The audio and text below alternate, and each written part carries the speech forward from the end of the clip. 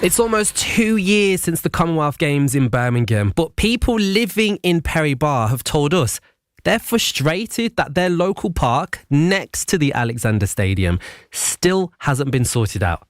I mean, parts of the green space were changed for the games. Do you remember? Playgrounds were taken out, but they still haven't even been put back. There's still fencing up as well from the event. Now, Jane Cowardine has 2 grandsons and lives in Perry Barr Crescent. She says there were issues even before the games even started. We've seen the disappearance of green space over the years, first with the main stadium, then the GMAC and then the Commonwealth Games. The residents in the area knew the importance of the park for the Commonwealth Games and put up with a lot over the 4 years it took for the park to be ready. Heavy machinery moved in. Dust covered our windows and our cars. The lighting was on till 10 o'clock at night, lighting that lit up our own homes that we didn't need to put our bathroom lights on and front bedroom lights. The overnight cutting off of paths meant that we were forced onto a narrow canal path. Imagine that was so hard with grandsons and dogs. There's no lighting on the canal path, nowhere to run or play ball for the children or the dogs. And we put up with all this and never expected we would not get our park back. We were on the outside looking in. We saw empty cultivated fields, barely in use, and our kids playing out in the road. After a battle, we got a postage stamp field, which we're grateful of. But we're now in talks with Birmingham City Council and are hopeful of getting most of what we want back. However, we've been in this position before. They're promising pathways and the dismantling of fences. That's great, and I really appreciate that. But what about the children's playground that we desperately need? Give us back our park in full. The families need it. Now, we did ask Birmingham City Council for a response to all of this. But after 3 days of waiting last week, well, they haven't sent us any new information about their plans for Perry Park. But what we do know is they've appointed a new project team to clear up all the mess that was left behind, and the original plans and the budget for the park has changed. There was a meeting about this earlier on this month. Birmingham City Council presented these new plans to the community. Liberal Democrat councillor for Perry Barr, Morriam Jan, was at that meeting as well. Morning, Morriam. Morning. How are you? I'm good. Thank you for being here on the Breakfast Show this morning. This has been going on, this issue, since before the games started in July 2022. I mean, we heard from Jane there talking about the playgrounds and the paths. Can you tell us a bit more then about how the park is different to what it is now and before the games? Okay. Well, before the games, the park was there for everyone to enjoy. It did need a bit of TLC in the play area originally. But it was utilised by a lot of residents, dog walkers, families, and it's a really nice park. But however, when the games were announced, everything was upside down. Perry Barr residents have really, really suffered, and we don't even have a legacy. But at the same time, it's the families and the residents that have missed out on open green spaces. I mean, Birmingham City Council always talk about, we must enjoy our open green spaces, make the most of it. Go out there, get some fresh air, and it's good for the young people, exercise. But with our residents, they didn't get that opportunity.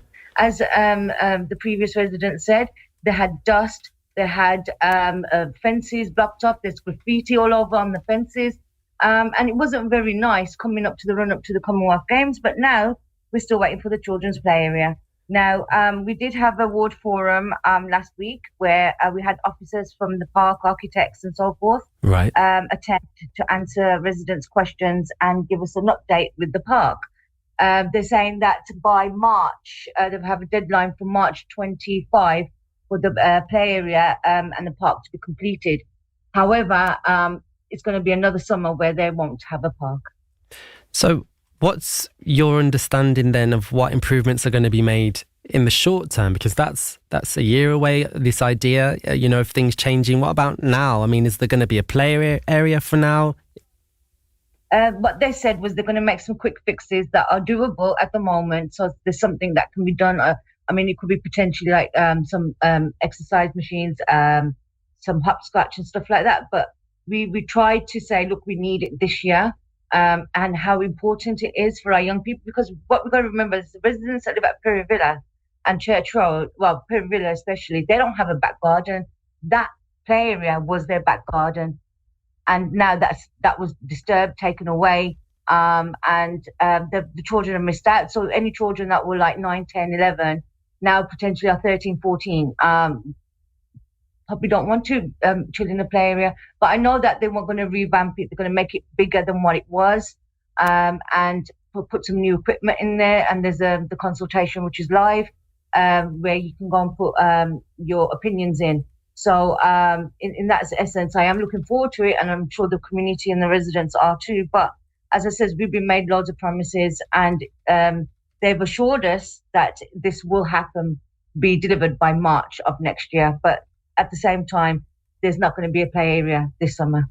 We're nearly 2 years on from the games, and here we are. I mean, there's still even fencing there.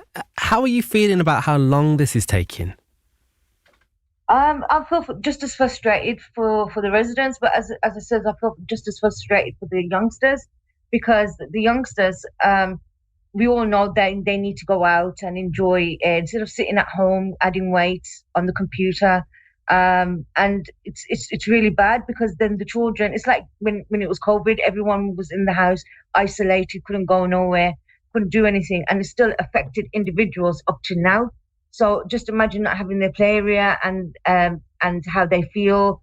And not only that, they will potentially not be happy with the council, with what's going on. And then the anger about the Commonwealth Games, what did we go through and why?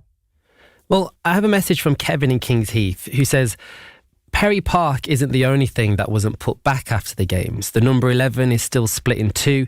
Assurances were made on this station more than once by the Mayor, Andy Street, and the Games Director as well. Do you have anything to say to Kevin about other things that were promised? I think loads of things were promised. There was, sometimes, some of the promises that they made, you sometimes even forget, because you think to yourself, well, hang on a minute, they've said this, they've said that. Are we actually going to believe what they have to say? Because nothing's set in stone, and what is said today and what happens next week is completely different. So I'm not holding my breath, but at the same time, I am hopeful, because we have to be hopeful. We have to be fight and push forward for what we believe in and what we want. And unfortunately, we've had to just always have a battle, and it's just the residents. And yet the 11 bus that's been chopped up and chipped up and changed. There's a lot of things that have changed, but as I says, the road layouts as well, which is absolute nightmare. So some things that have been broken cannot be fixed, unfortunately, and some things we're just waiting on in hope. I do hope that this is a lesson to be learned from. I mean, we've got the European Athletics Championships in 2026, so I'm sure that's going to affect this park and the people that live there again.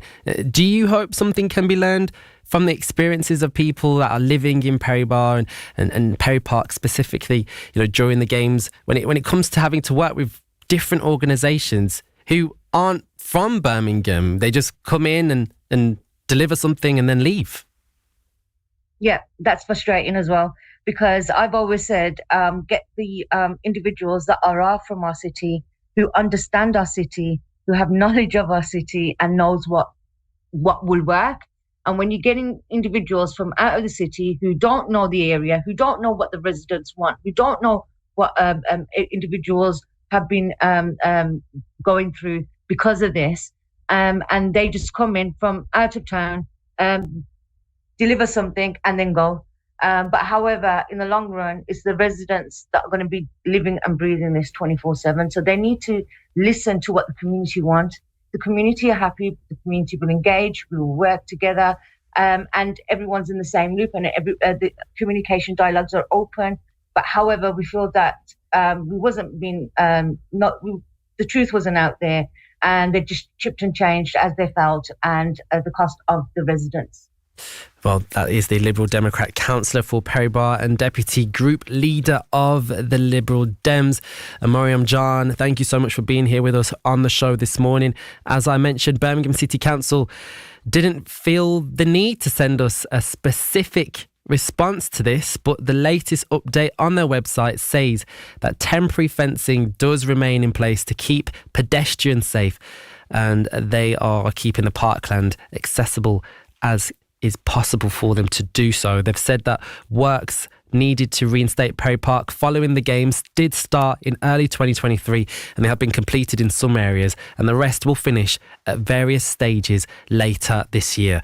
But if you live in Perry Barr, in Birmingham, and you haven't seen these changes that were promised, or maybe you are happy with how things are, what are your thoughts on this? How do you feel? This is your area, and this is your breakfast show. Let me know your thoughts. Text me on 81333.